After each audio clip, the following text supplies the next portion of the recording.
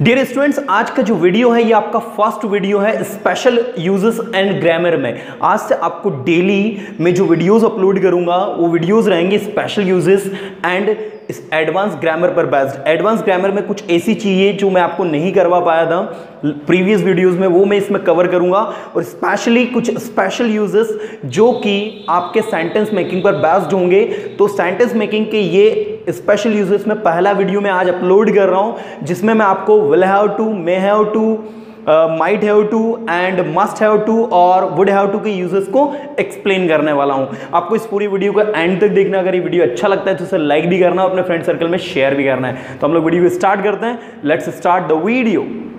सो dear students, इस video को start करने से पहले मैं आप सभी को बता दूं कि मैंने स्पेशल यूजेस पर बेस्ड एक प्लेलिस्ट बनाई है। उस प्लेलिस्ट के अंदर तमाम प्रकार के जितने भी स्पेशल यूजेस पर बेस्ड वीडियोस हैं उन सबका कलेक्शन है। आप हमारे YouTube channel personal institute for English को विजिट करके स्पेशल यूजेस की उस प्लेलिस्ट को जरूर विजिट करें, और उसमें आपको तमाम प्रकार के ऐसे जितने भी यूजेस हैं उन पर बेस्ड वीडियोज आपको मिल जाएंगे। हम इस वीडियो को स्टार्ट करते। देखिए, सबसे पहला आपको दिया है will have to, may have to, might have to, must have to and would have to।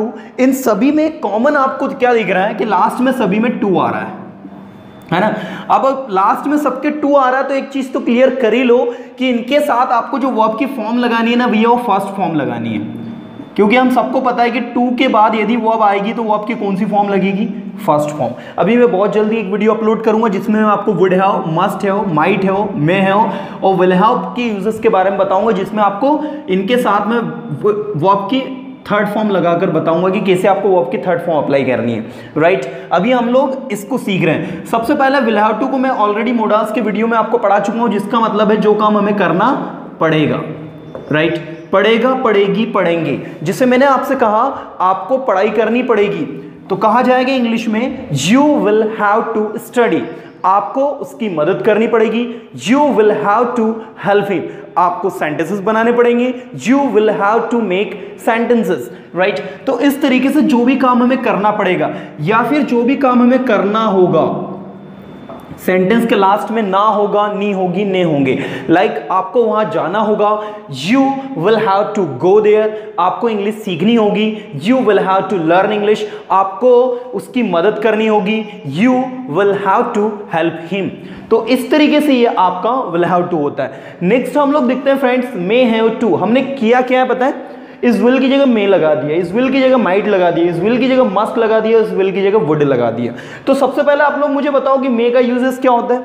मे का यूज हम वहां करते हैं जहां पर किसी कार्य के होने की पॉसिबिलिटी होती है। राइट, तो जब आप किसी से कहोगे मे हैव टू का यूज, मतलब कि आप बोलते हो कि आपको एक काम करना पड़ सकता है। जैसे आपने किसी से कहा भाई पढ़ाई करो, राइट, नहीं तो आपको मुसीबतों का सामना करना पड़ सकता है। राइट, लाइफ में कुछ कर नहीं पाओगे, कुछ बन नहीं पाओगे, मुसीबतों को सामना करना पड़ सकता है, आपको लिखना पड़ सकता है, आपको वहाँ जाना पड़ सकता है, आपको सेंटेंसेस बनाना पड़ सकता है, आपको उसकी मदद करनी पड़ सकती है। जो भी काम आपको करना पड़ सकता है उसके लिए आप किसका यूज करेंगे, मे का। राइट, एक छोटा सा यूज है। देखिए, जैसे आपने कहा किसी से आपको वहां जाना पड़ सकता है, तो इसे इंग्लिश में आप लोग कहेंगे you may have to go there. Right, आपको अच्छे नंबर लाने पड़ सकते हैं भैया, तभी आपको इस कॉलेज में एडमिशन मिलेगा। You may have to get good marks. आपको उसकी मदद करनी पड़ सकती है, you may have to help him. हमें सेंटेंसेस बनाने पड़ सकते हैं, we may have to make sentences. याद रखिएगा जितनी भी चीजें मैं आपको टीच कर रहा हूं, अब जैसे मैंने आपको अभी मे हैव टू बताया, विल हैव टू बताया, आप 10 सेंटेंसेस इसके लिखिए भी और बोलकर भी देखिए। क्योंकि देखो, मैं आपको कितना ही पढ़ा दूं, कोई भी यूट्यूबर, कोई भी टीचर आपको कितना अच्छे से चीजें समझा दे, आप इसको प्रैक्टिकली इंग्लिश में तभी बोल पाएंगे भैया जब आप इसका यूज करेंगे। दैट्स व्हाई आई से टू यू ऑल कि आप लोग इसकी प्रैक्टिस जरूर करें। 10 सेंटेंस हिंदी इंग्लिश दोनों में आप बोले विल हैव टू के, इसी तरीके से आपको मे हैव टू के भी 10 सेंटेंस बोलना है। उम्मीद करता हूं मे हैव टू आपको समझ में आ गया होगा, है ना। मे हैव टू के बाद ये पढ़ सकता है के बाद नेक्स्ट हम लोग देख रहे हैं माइट हैव टू। अब माइट हैव टू आपका कैसे वर्क करता है, तो आपने मे का यूज पढ़ा ही है कि मे जो होता है ज्यादा पॉसिबिलिटी को शो अप करने के लिए यूज होता है, उसी तरीके से माइट हैव टू जो है इसका उपयोग भी आपका कम पॉसिबिलिटी को शो अप करने के लिए प्रेजेंट में होता है। मतलब इसका उपयोग आप करेंगे शायद पढ़ सकता है। अब आप कहेंगे शायद पढ़ सकता है किससे? जैसे आपने किसी से कहा यार वहां जाना पड़ेगा क्या, शायद जाना पड़ सकता है। लिखना पड़ेगा क्या? हाँ शायद लिखना पड़ सकता है। बोलना पड़ेगा? हाँ शायद आपको बोलना पड़ सकता है। आप बोलना नहीं चाहते और मैंने कहा आपको हाँ शायद आपको बोलना पड़ सकता है, तो इस बोलने की पॉसिबिलिटी कैसी है? कम है। तो कहा जाएगा you might have to speak. देखो कितना अच्छा यूज है ना। शायद आपको उसकी मदद करनी पड़ सकती है। You might have to help him. शायद आपको उसे पैसे देने पड़ सकते हैं। You might have to give him some money, right, क्योंकि उसको मदद की जरूरत है, because he needs help. So कुछ इस तरीके से आप देखिए, ये आपका मे हैव टू, ये आपका माइट हैव टू। उम्मीद करता हूं मे हैव टू और माइट हैव टू के बीच में आपको अंतर समझ में आ रहा होगा। मैं अभी आपको मे हैव माइट हैव नहीं समझा रहा हूं भैया। देखो आपको कॉमन चीज पहले ही बता दी मैंने कि सबके लास्ट में टू लगा है। टू लगा है मतलब वो आपकी फर्स्ट फॉर्म की हम लोग बात कर रहे हैं, राइट। चलिए उम्मीद करता हूं आपको ये तीनों समझ में आए होंगे। एक बार तीनों का रिवीजन में करवा रहा हूं, ध्यान से देखेंगे आप लोग। Will have to, may have to and might have to. Will have to जो काम आपको करना पड़ेगा, जैसे आपको सुनना पड़ेगा, you will have to listen. आपको सुनना पड़ सकता है, you may have to listen. शायद ही आपको सुनना पड़ सकता है, you might have to listen, right. तो कुछ इस तरीके से इसका यूज हम कर रहे हैं। Now the next we have, देखिए नेक्स्ट हमारे पास जो है माइट हैव टू के बाद में है मस्ट हैव टू। अब मस्ट हैव टू का यूज हम लोग कैसे करते हैं? तो मस्ट हैव टू का यूज जो है उसके लिए मैं आपको बताता हूं कि आपने क्या किया है, विल की जगह मस्ट को अप्लाई किया है। तो जैसे विल हैव टू होता है उसी तरीके से मस्ट भी होता है, लेकिन इसमें ही लग जाता है। आपको वहां जाना ही पड़ेगा, आपको वहां जाना ही होगा, राइट। आपको वहां जाना ही होगा, you must have to go there. आपको वहां जाना ही पड़ेगा, you must have to go. आपको लिखना ही पड़ेगा, you must have to write. आपको यहां आना ही पड़ेगा, you must have to come. आपको उसकी मदद करनी ही पड़ेगी, you must have to help him. तो कुछ इस तरीके से कोई काम हमें करना ही पड़ेगा, for that we have to use must have to, जो कि टफ नहीं है, बहुत ईजी है, आसानी से आप इसको सीख सकते हैं, right. Now the next we have would have to. समझिएगा थोड़ा सा इसको, वुड हैव टू। अब वुड हैव टू का यूज हम कैसे करते हैं? देखिए वुड हैव टू का यूज हम वहां करते हैं जहां पर आपको कोई काम करना पड़ता। लाइक आपने किसी से कहा अच्छा हुआ यार आप आ गए, नहीं तो मुझे लिखना पड़ता। ठीक है, अब आप लिख लेंगे, अच्छा हुआ आप आ गए, it's good you have come, otherwise मुझे लिखना पड़ता, I would have to write, I would have to write. तुम्हें वहां जाना पड़ता, you would have to go. तुम्हें उसकी मदद करनी पड़ती, you would have to help him. तुम्हें सेंटेंसेस बनाने पड़ते, you would have to make sentences. तुम्हें यहां समय पर आना पड़ता, you would have to come on time. मतलब जहां पर कोई काम हमें पास्ट में करना पड़ता, राइट।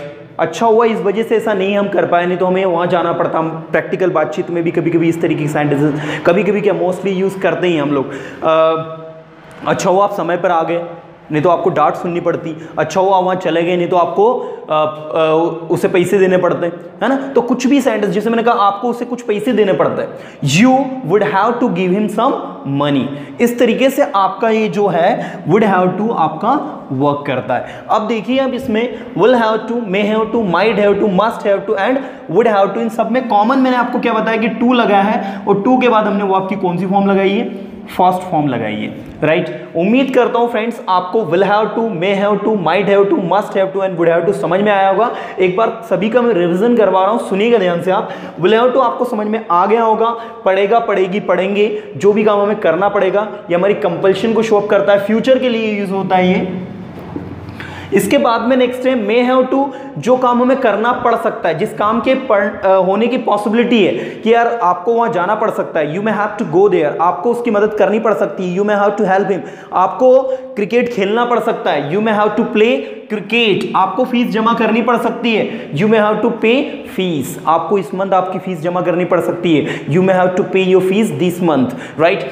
इसी तरीके से शायद ही आपको इस मंथ आपकी फीस जमा करनी पड़ सकती है, you might have to pay your fees this month, शायद ही आपको वहां जाना पड़ सकता है, you might have to go there. तो शायद ही जहां पर पॉसिबिलिटी किसी हो कम हो तो माइट हैव टू, और जहां पॉसिबिलिटी ज्यादा हो वहां मे हैव टू, छोटा सा डिफरेंस है।